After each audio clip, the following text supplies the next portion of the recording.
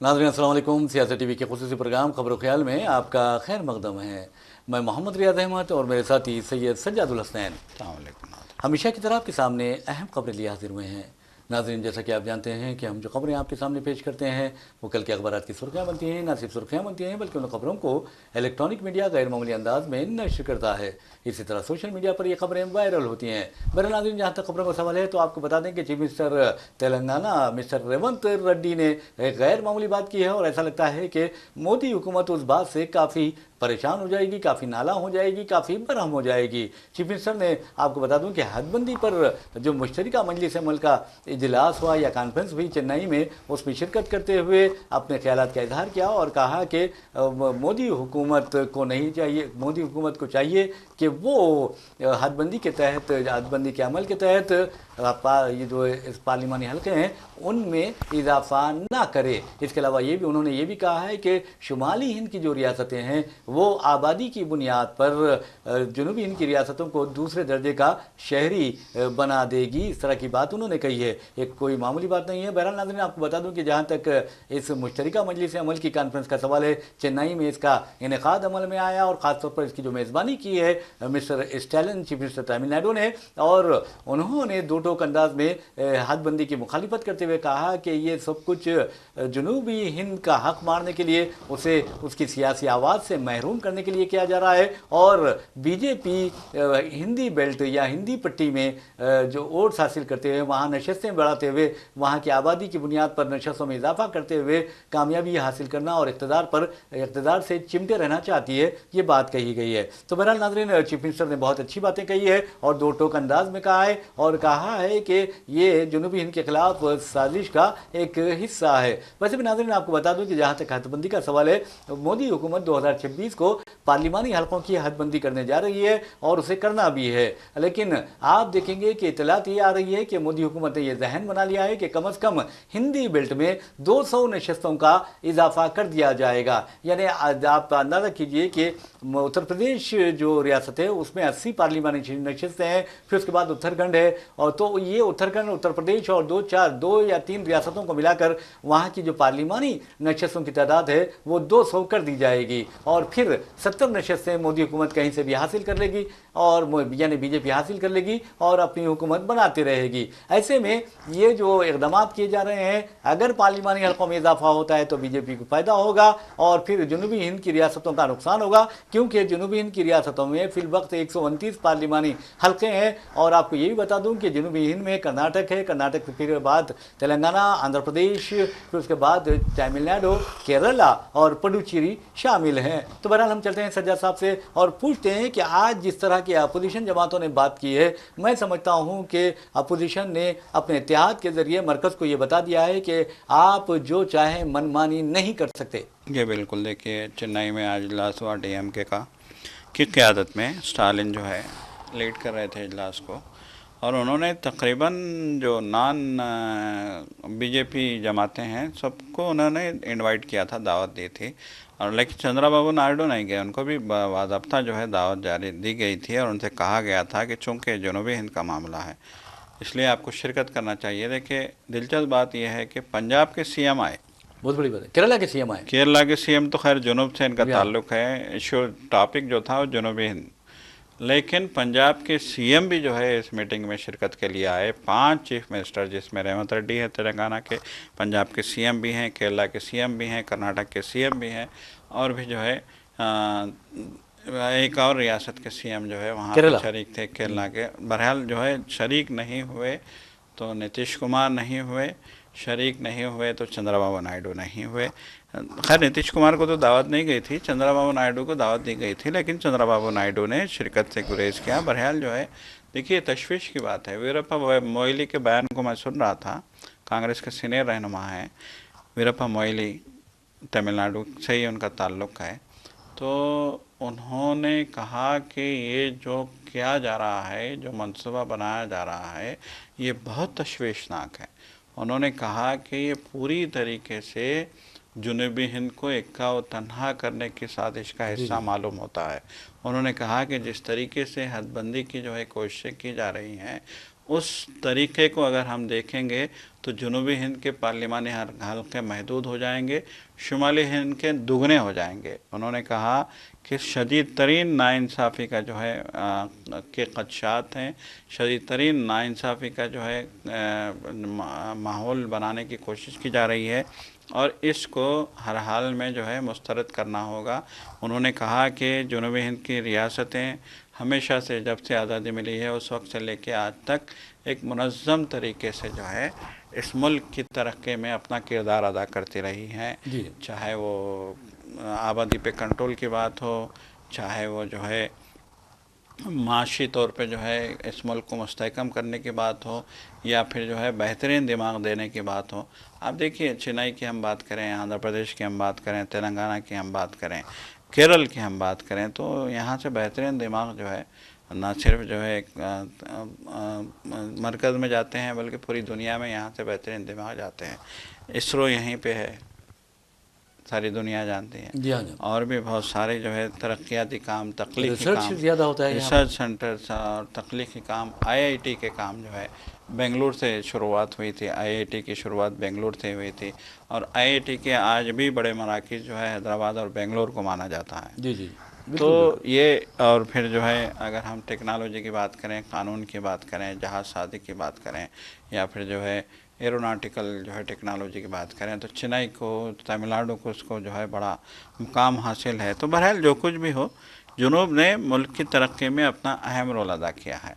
लेकिन आज जुनूब को जिस तरीके से किनारे करने की, देखिए बीजेपी का जो है मंशा ये है कि जहाँ से उसको वोट मिल रहे हैं हिंदी बेल्ट, चाहे वो यूपी हो, चाहे गुजरात हो, चाहे बिहार हो, चाहे जो है उत्तराखंड हो, चाहे जो है और भी जो उसकी जो है राजस्थान हो, तो हिंदी बेल्ट से जहाँ जहाँ से उसको अक्सरियत मिल रही है, जहाँ जहाँ से उसको नंबर्स मिल रहे हैं, तो उसकी कोशिश ये है कि जहाँ जिस एरिए से उसके MPs मुस्तकिल जीत के आ रहे हैं, उस एरिया में 3-3 सीटें जो है कर दी जाए। एक जनरल जो है बिल्कुल एक खदशा जो जाहिर किया जा रहा है, वीरप्पा मोइली ने जो खदशा जाहिर किया, या DMK जो खदशा जाहिर कर रही है। देखिए, अब तक 2 जायज़ा इजलास हो चुके हैं, गुज़िश्ता हफ्ते भी इस सिलसिले में हुआ था, DMK ने जायज़ा इजलास किया था, अब के बड़े पैमाने पर इजलास किया गया और बाज़ाब्ता दीगर जो है चीफ मिनिस्टर्स और डिप्टी CMs को जो है बुलाया गया, इनवाइट किया गया चेन्नई में। तो बहरहाल जो है अब देखने वाली बात यह है कि ये इस मीटिंग से यकीनन जो है बीजेपी की जो है ज़मीन हिली है, इस बात से इनकार नहीं किया जा सकता।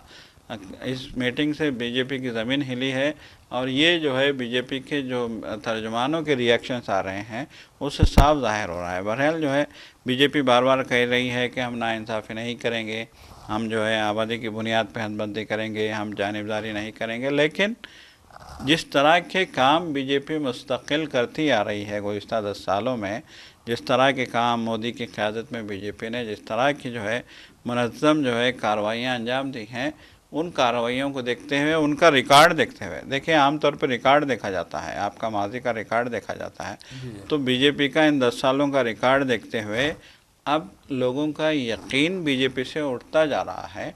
और जाहिर सी बात है कि जो है जो नॉन बीजेपी जो है पार्टियां हैं, उनका यकीन भी जो है अब बीजेपी से उठ गया है, ऐसा मालूम होता है। 20 पार्टियों के 5 वज़राए आला समेत 20 पार्टियों के नुमाइंदे इस इजलास में मौजूद थे।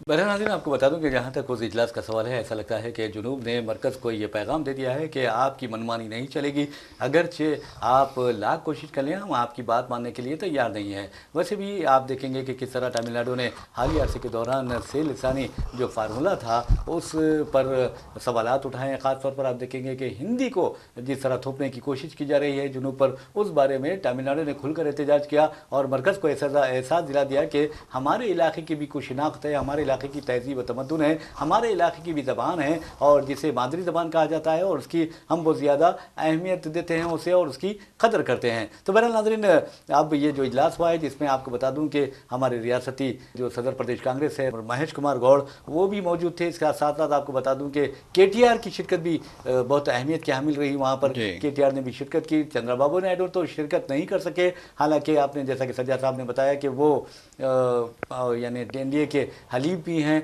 ऐसे में वो कैसे अपने मफादात का सौदा कर लेते। तो अपने मफादात की बका के लिए, अपनी बका के लिए, अपने मफादात के लिए उन्होंने उस इजलास में शिरकत नहीं की। लेकिन एक बात ज़रूर है कि हालिया अरसे के दौरान चंद्रबाबू नायडू का इमेज मुसलमानों में बहुत ज़्यादा ख़राब हुआ है और ख़ास तौर पर वक्फ तरमीमी बिल को लेकर चंद्रबाबू नायडू और नीतीश कुमार दोनों से मुसलमान फिल वक्त नाराज़ हैं। वैसे भी जहाँ तक हदबंदी का सवाल है, हदबंदी का असर जब पड़ेगा तो आपको बता दूं कि दो चीज़ें हो सकती है। एक तो जुनूबी हिंद के हलकों में कमी भी हो सकती है, या फिर अगर पार्लिमानी हलके 543 के बजाय 800 के ऊपर किए जाते हैं या 800 से ज़्यादा किए जाते हैं तो उसमें मामूली इजाफा भी हो सकता है। वैसे भी जुनूबी हिंद के जो पार्लिमानी हलके हैं उनकी तादाद 129 है। तो बहरहाल नाज़रीन, इस इजलास में ये भी कहा जाता है कि मजलिस इत्तेहादुल मुस्लिमीन के इम्तियाज़ जलील भी शरीक रहे। तो ये रहा हदबंदी का मामला। लेकिन आपको बता दूं कि जहाँ तक फ़िरक़ा परस्ती का मसला है, ऐसा लगता है कि उसकी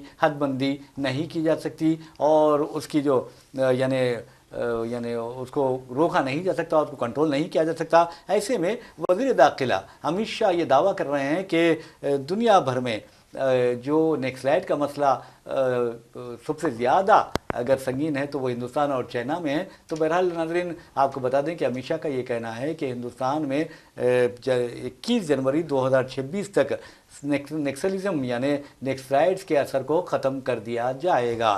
साथ ही उन्होंने ये भी कहा कि मोदी के हाथों में यानी मोदी हुकूमत के हाथों में मुल्क महफूज है। और साथ ही अमित शाह ने यह भी दावा किया कि मोदी हुकूमत ने और उनकी वजारत दाखिला ने दाखिली सलामती को मजबूती करने में कई इक़दाम किए हैं और इस सिलसिले में उन्होंने कश्मीर में दहशतगर्दी, नेक्सलाइट से दरपेश चैलेंजेस, मंशियात की लानत और शुमाल मशरक़ी रियासतों के मसाइल से निपटने में हुकूमत की कामयाबियों का जिक्र भी किया है। तो बहरहाल अमित शाह राज्यसभा में एक सवाल का जवाब दे रहे थे और जवाब देते हुए उन्होंने ये बात कही है। तो सज्जाद साहब, आप देखिए कि अमित शाह बड़ी बड़ी बातें कर रहे हैं और कह रहे हैं कि मुल्क जो मुल्क है वो मोदी के हाथों में महफूज है। और शर्म की बात यह है कि मोदी जी जब से इक़्तिदार में आए हैं मुल्क में फ़िरक़ा परस्ती में इजाफा हुआ है, मुल्क में महंगाई में इजाफा हुआ है, मुल्क में जो ख़वातीन हैं उनकी इस्मतें महफूज नहीं हैं, बेटियां महफूज नहीं हैं, बहुएँ महफूज नहीं हैं, बीवियां महफूज नहीं हैं।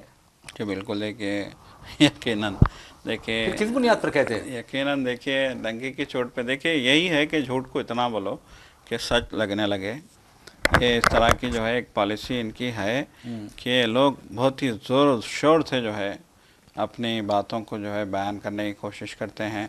आपने निर्मला सीतारमन को भी देखा होगा कि जब वो बजट के बारे में, बजट के दवाल के बारे में, बजट मतलब एक माशी जो है बदहाली के बारे में, महंगाई के बारे में उनसे पूछा जाता है तो वो पूरे ज़ोर शोर से कहती हैं कि महंगाई पे हमने कंट्रोल कर लिया है और महंगाई अब कहाँ है, इस मुल्क में महंगाई नहीं है।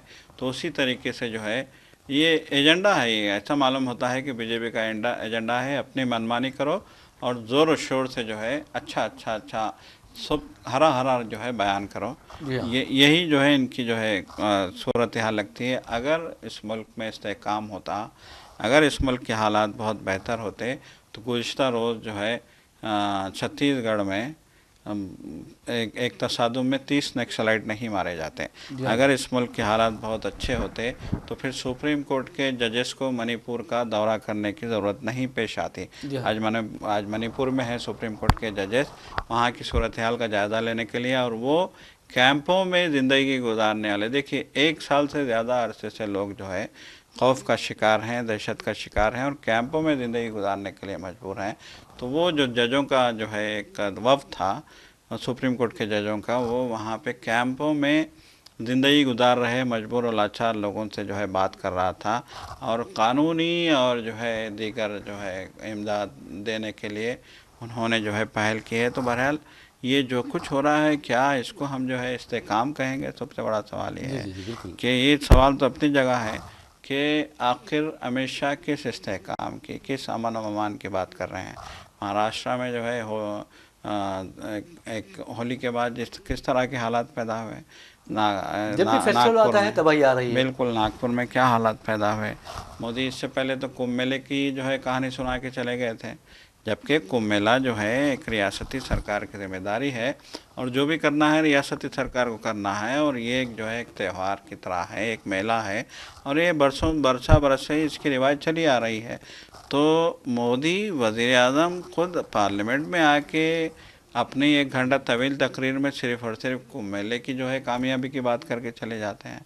तो ये जिस तरीके से मामलात को उलझाने की कोशिश करते हैं या जिस तरीके से हर चीज़ को मज़हब से जोड़ने की कोशिश करते हैं, हम बयानात सुनते हैं, चाहे वो मोदी हों, चाहे योगी हों, चाहे जो है और कोई बीजेपी का लीडर हो, उसके बयानात सुनते हैं तो ऐसा मालूम होता है कि उनका तो एक एजेंडा है, किसी न किसी तरीके से मजहबी मुनाफिरत फैलाई जाती रहे। अब देखिए महाराष्ट्र में किस तरह के हालात पैदा हो गए। जी। बीजेपी की हुकूमत को आए अभी इलेक्शन हुए 2-4 महीने भी नहीं हुए कि वहाँ पे इतने ख़राब हालात कर दिए गए।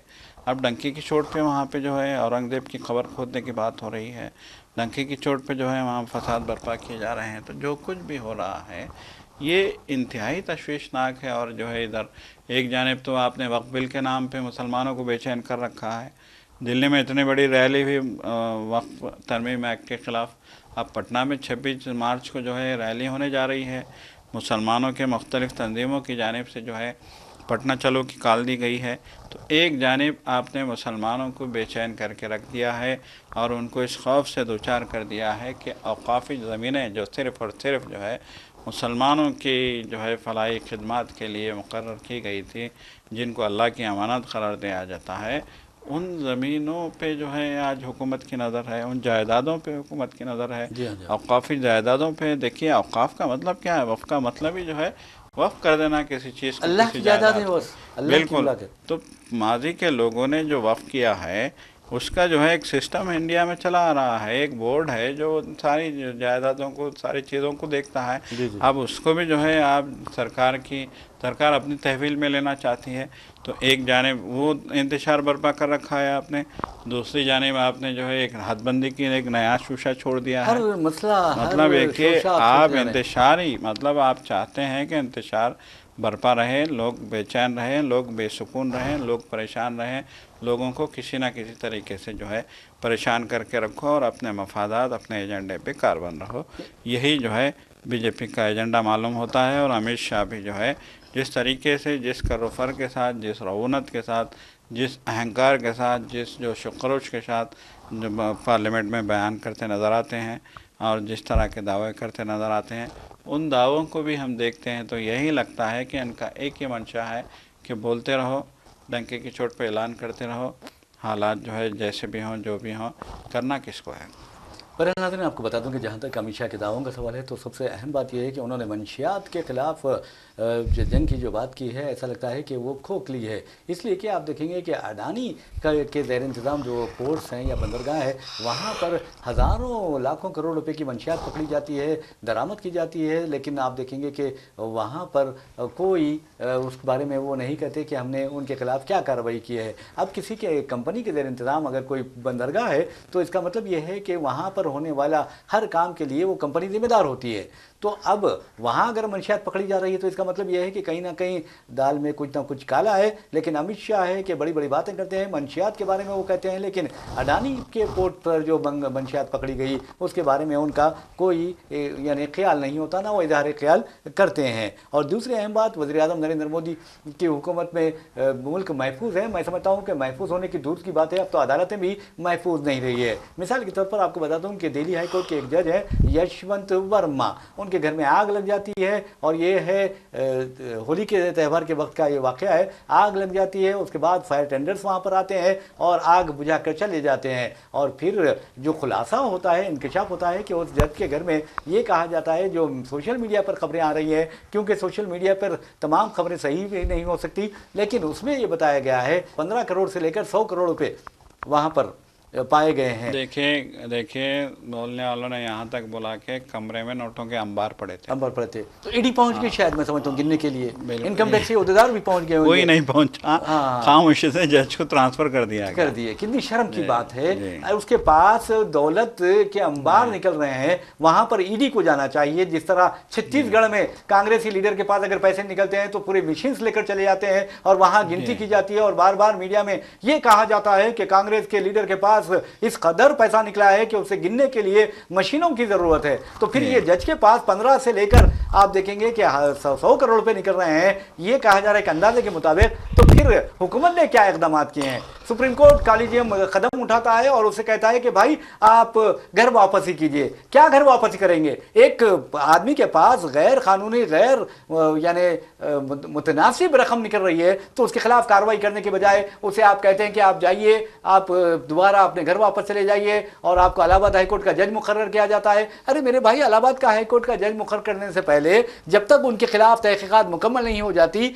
उनको कोई पोस्ट नहीं दिया जाना चाहिए। बिल्कुल बिल्कुल। देखिए, ये सिर्फ पैसे निकलने वाली बात नहीं है, ये सिर्फ ये बात नहीं है कि उनके घर से एक बड़ी रकम निकली है, बल्कि एक जज के घर से रकम निकली है, ये अहम बात है। अरे उन्नाव रेप केस का जो वाक़या है, उसका जो मुलजिम है बीजेपी का साबिक रुकन असेंबली, उसको जमानत दी गई थी। कहा यह जा रहा है कि 9 करोड़ रुपए हासिल किए गए। किसको दिए गए हैं, किस लिए, किसने लिए हैं, कहाँ रखे हैं, ये भी मालूम होने की जरूरत है। तो इसका मतलब ये हो रहा है कि सुप्रीम कोर्ट कॉलेजियम जो है उसका ये फर्ज बनता है कि अदलिया का जो सिस्टम है उसे साफ और शफाफ रखे। ये बीजेपी का, जैसा कि ममता बनर्जी कहती हैं कि वॉशिंग मशीन है और डाल दिए दागदार सियासतदानों को तो वो साफ होकर निकल जाएंगे। लेकिन अदालतों में अगर ऐसा होने लगे तो कितनी शर्म की बात है। अदालतों से अवाम को बहुत उम्मीद होती है। अदालतों की आखिरी जो अवाम की जो आखिरी उम्मीद है वो सुप्रीम कोर्ट है, और सुप्रीम कोर्ट कॉलेजियम को इस जज को घर वापस करने के बजाय मैं समझता हूं कि उन्हें तहकीकात तक किसी ओहदे पर फायद नहीं करना चाहिए था। और बड़ी शर्म से मैं समझता हूं कि बहुत ही नेशनल शेम है सज्जाद साहब। आप देखेंगे कि एक हाईकोर्ट का जज, आप देखें, बजरंग दल विश्व हिंदू परिषद के जलसे में शिरकत करता है, मुसलमानों के खिलाफ बकवास करता है, और सुप्रीम कोर्ट कॉलेजियम क्या उसके खिलाफ इकदाम करती है? कहती है भाई आप ऐसा मत कीजिए, आइंदा से हम ऐसा करेंगे, आइंदा से वैसा करेंगे। क्या करेंगे आइंदा से? उसको तो मैं समझता हूं कि लात मार कर निकाल देना चाहिए। इसलिए मैं कह रहा हूं, वैसे एक जिम्मेदार शहरी के कह रहा हूं, जो मुल्क को अपनी फिरका परस्ती के जरिए नुकसान पहुंचाता है वो अच्छा आदमी नहीं हो सकता, उसके खिलाफ कार्रवाई की जानी चाहिए। कर्नाटक का एक जज है सज्जाद साहब, वो पाकिस्तान, एक मुस्लिम अक्सरियत इलाके को ये कहता है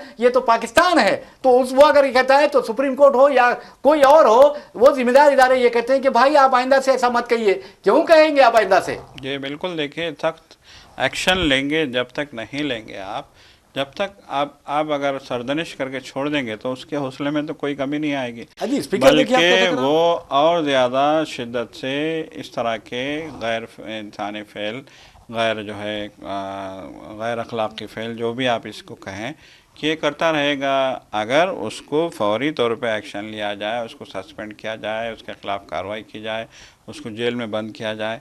मुसलमानों के तो घर तोड़ दिए जाते हैं। जी हाँ। एक बच्चे ने जो है कुछ कह दिया, वो मतलब इंडिया पाकिस्तान का, बिल्कुल इंडिया पाकिस्तान का मैच चल रहा था, शोर हो रहा था, 1 सेकंड में उस बच्चे के घर को तोड़ दिया गया, उस बच्चे को जेल में बंद कर दिया गया। अरे माँ बाप को गिरफ्तार किया गया। माँ बाप को गिरफ्तार किया गया। आप मुसलमानों के खिलाफ एक्शन लेने में एक पल की भी देर नहीं करते, और ये लोग जो असल तो ये लोग हैं जो इस मुल्क को तबाह बर्बाद कर रहे हैं, तो उनके खिलाफ कार्रवाई करनी चाहिए। सुप्रीम कोर्ट कॉलेजियम सिर्फ इस तरह कह दे कि भाई आप घर को वापस चले आइए, आपको यहाँ नहीं रखा जाएगा, आप इलाहाबाद हाईकोर्ट पर आपका तबादला किया जाएगा। अरे एक जज के पास से इस कदर रकम निकल रही है, तो फिर सुप्रीम कोर्ट कॉलेजियम का ये फर्ज नहीं बनता कि वो खाती जज के खिलाफ कार्रवाई करे आखिर। और दूसरी बात, आप देखिए फायर टेंडर्स जो गए हैं उन्होंने वादे तौर पर कहा कि हम पैसे वैसे नहीं देके, फिर दोबारा कैसे रिपोर्ट आती है? कोई इस तरह की गैर जिम्मेदाराना बात नहीं करता। बिल्कुल, ये बहुत गलत बात है।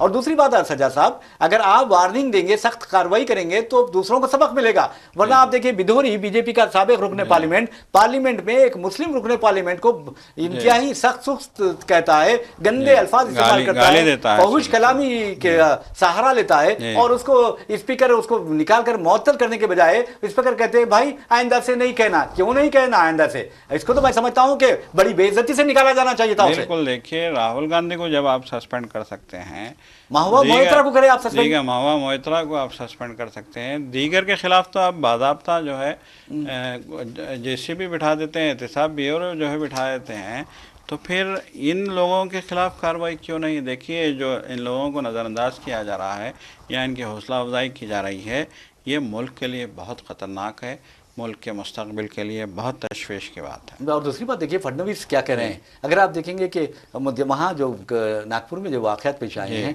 उसमें ये कहा जा रहा है कि कोई आयत जो लिखा हुआ एक कपड़ा था, वो चादर थी, उसे जलाया गया। उसके बाद वहाँ पर फिसाद फूट पड़ा और देखेंगे कि आप तकरीबन 104 अफराद को गिरफ्तार किया गया है। अब फडणवीस ये कह रहे हैं कि जो लोगों ने नुकसान पहुँचाया है उनसे उसकी पाबजाई करवाई जाएगी, उनके मकानात जब्त किए जाएंगे और ज़रूरत पड़ने पर बुलडोज़र चलाएंगे। अरे मेरे भाई, मुंबई में फसाद होता है और त्योहारों के मौके पर, तो उनके खिलाफ तुमने क्या कार्रवाई की? और आप देखेंगे कि अरकान असम्बली तुम्हारे और तुम्हारे वज़रा बकवास करते हैं, इश्तिहार अंगेजी करते हैं, तो तुमने किसके घर पर बुलडोजर चलाया, किसकी जायदाद तुमने जब्त की है, ये तो बताओ पहले। जी बिल्कुल बिल्कुल, देखिए तो सीधी सीधी बात है कि सीधी ये लोग जो है दुश्मनी कर रहे हैं। जी हाँ जी, ये नफरत नहीं कर रहे हैं, बल्कि नफरत से भी 4 कदम आगे ये लोग निकल गए हैं। जिस तरह की जो है बात की जा रही है, एक चीफ मिनिस्टर ये कहता है कि सख्त कार्रवाई की जाएगी, डिप्टी चीफ मिनिस्टर कहता है, एकनाथ शिंदे कहते हैं कि बजरंग दल और वीएचपी वाले जो कर रहे थे वो सही था। मतलब ये कि वो लोग औरंगज़ेब के ख़िलाफ़ मुहिम चला रहे थे, तहरीक चला रहे थे, रैली चला रहे थे, उस रैली की वजह से आग लगी, वहाँ पे हालात ख़राब हुए, फसाद हुआ, बहुत भयानक जो है सूरत हाल हो गई, तो वो लोग सही हैं।